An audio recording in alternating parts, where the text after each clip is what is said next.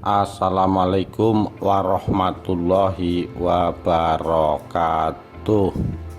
Rahayu Rahayu Sagung dumadi.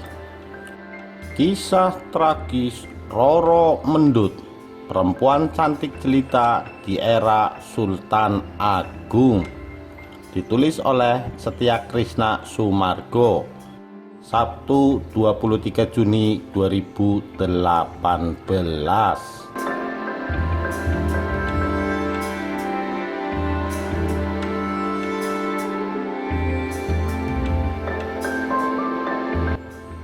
Roro Mendut adalah sosok perempuan yang konon seksi, sensual, cantik jelita, berasal dari kampung nelayan di pesisir Kadipaten Pati.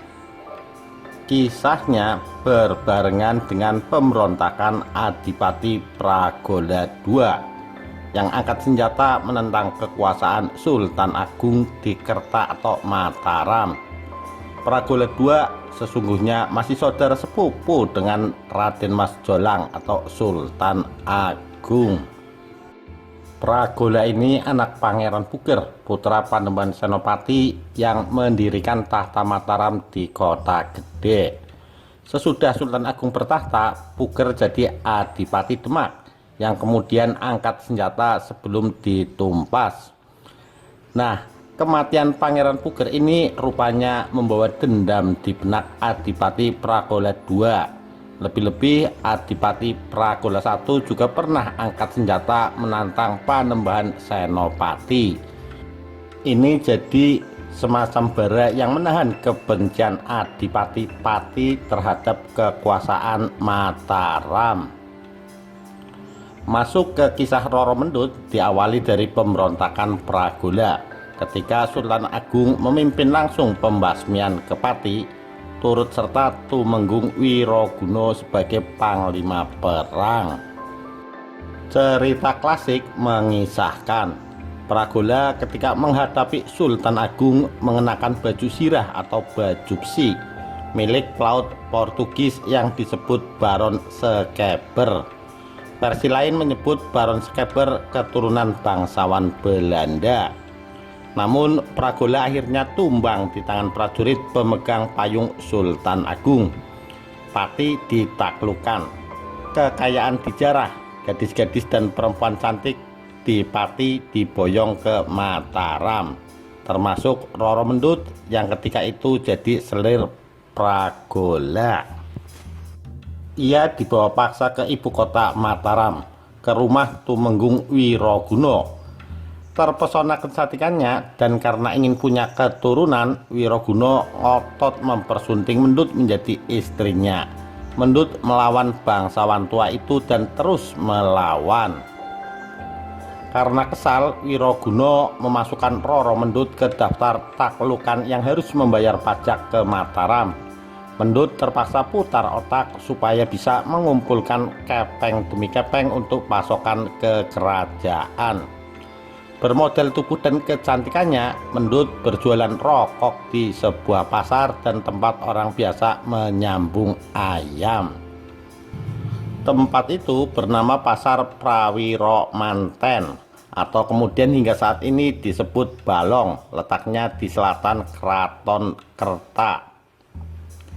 Mendut menjual mahal rokok lintingannya, karena yang diburu adalah rokok yang dikulumnya lebih dulu. Lebih mahal lagi puntung rokok atau tegesan. Unsur erotisme muncul dalam sanepan. Demikian Pak Muhayat, 86 tahun, putra mantan juru kunci situs makam Mendut, menafsirkannya demikian. Menurut tafsir saya, itu kan kiasan tentang apa yang dijalankan Mendut.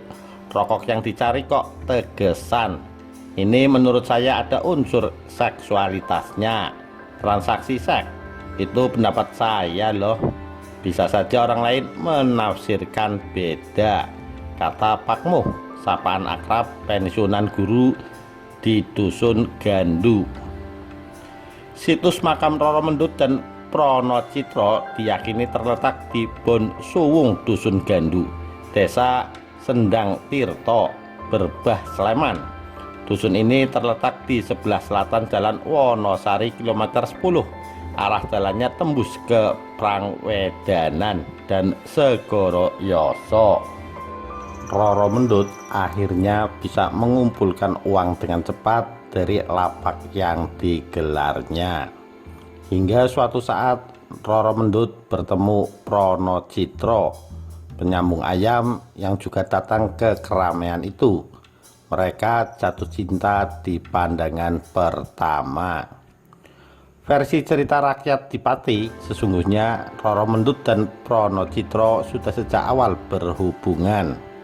Mereka merajut cinta sejak Roro Mendut masih tinggal di kampung nelayan pesisir Pati sebelum dirampas Pragolo dan jatuh ke tangan Wiroguna. Mengetahui perkembangan Roro Mendut yang merajut hubungan lagi dengan Prono Citro, murkalah Wiroguna. Hatinya dibakar api cemburu. Ia memerintahkan pencarian Prono Citro untuk ditumpas hidupnya.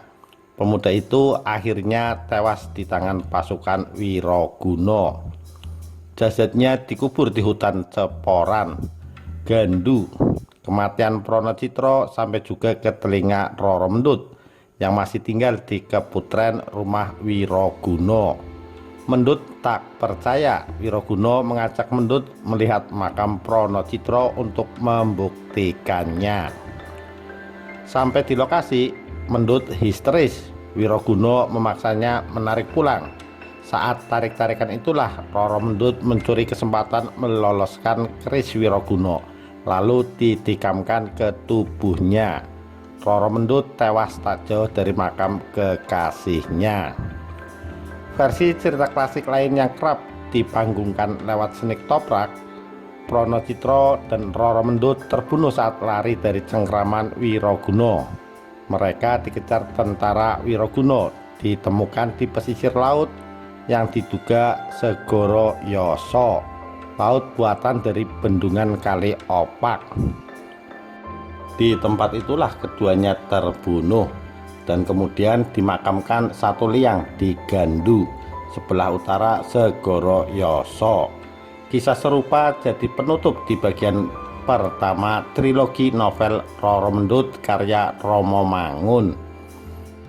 Demikian kisah tragis Roro Mendut. Sekian, terima kasih. Wassalamualaikum warahmatullahi wabarakatuh. Rahayu Rahayu Sagung Dumadi.